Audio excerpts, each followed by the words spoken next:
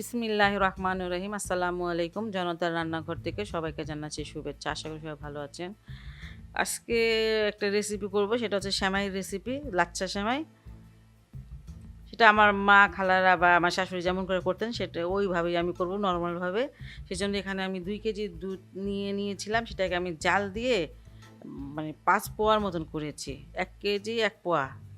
আর এটা অনেক বারবার মানে নেড়ে দিতে হয়।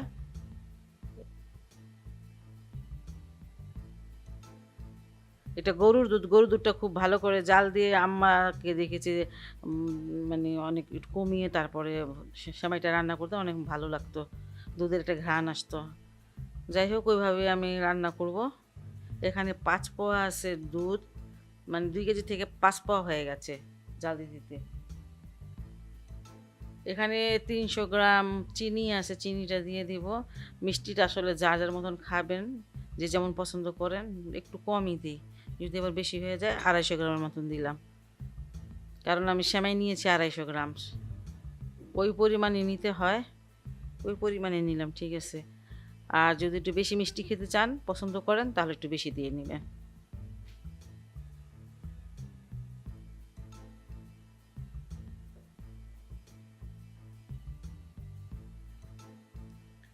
এখানে আমি ৬টা এলাচ দানা দিয়ে দিলাম।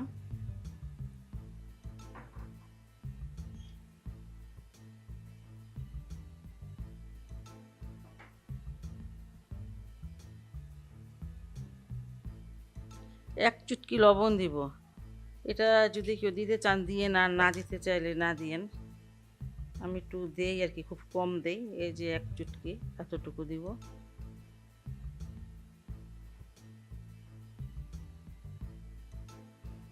আমি চিনির সাথে দুধটা মানে খুব ভালো করে মিশিয়ে নিব, যাতে চিনিটা গলে যায়।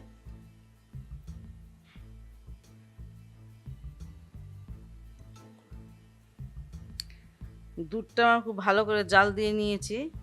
আর এখন দিয়ে দিচ্ছি ১ মুঠের মতন কিশমিশ।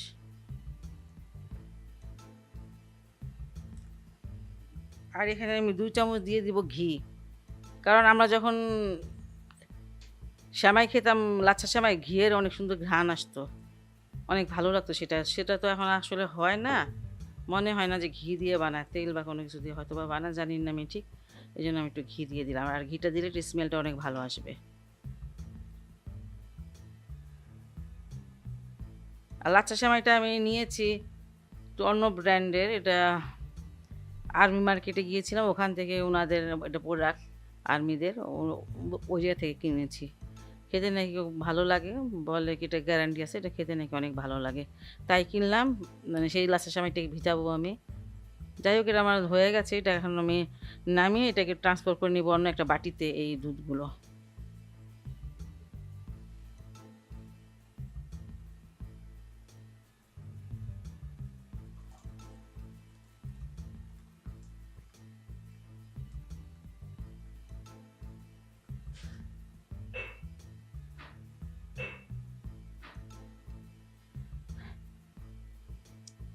এর দুধটাকে ৫ মিনিটের মতো ঠান্ডা করে নিতে হবে। ঠান্ডা করে যদি আপনারা নেন, তাহলে সেমাইটা যখন ভিজাবেন, সেমাইটা খুব সুন্দর হবে, মানে আস্ত আস্ত থাকবে। আর যদি গরম দুধের মধ্যে সেমাইটা সঙ্গে সঙ্গে ঢেলে দেন, তাহলে কি সেমাইটা মানে লাচ্ছা সেমাইটা গলে ভর্তা হয়ে যায়।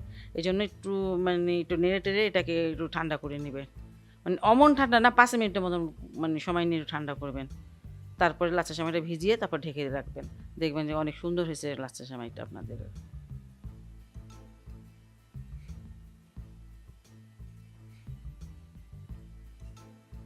৫ মিনিট হয়ে গেছে, দুধটা কিছুটা ঠান্ডা হয়ে গেছে। এখন আমি সেমাইগুলো ভিজিয়ে দিব। দেখেন এই সেমাইটা একটু লাল লাল, লাচ্ছা সেমাইয়ের মতো সাদা না।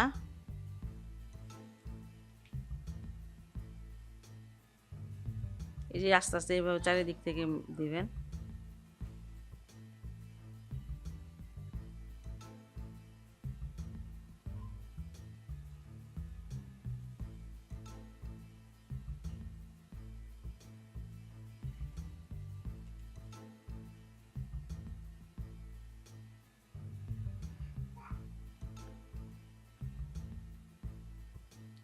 আমি গরম মশলাগুলো উঠিয়ে ফেলে দেই নাই, আপনারা ফেলে দিতে পারেন। আমি কেন যেন ফেললাম না।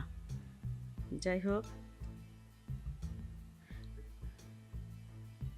এখানে আমি একটু বাদামগুলো আমি কুচি কুচি কেটে তারপরে ভেজে নিয়েছি।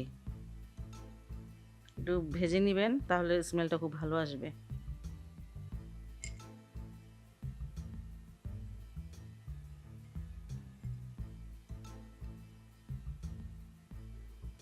এখানে কাজু বাদাম, পেস্তা বাদাম আর আছে কাঠবাদাম, 3 রকমের বাদাম।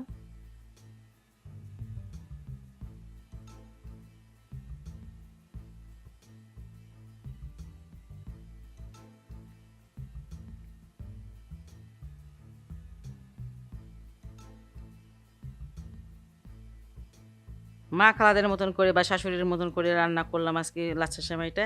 এরকম মানে সেমাইটা সাধারণ সেমাই রান্না করা এটা। আপনাদের যদি ভালো লাগে আমার এই রেসিপিটি, তাহলে বাসায় ট্রাই করবেন এবং আমার চ্যানেলকে লাইক, কমেন্ট, সাবস্ক্রাইব করবেন।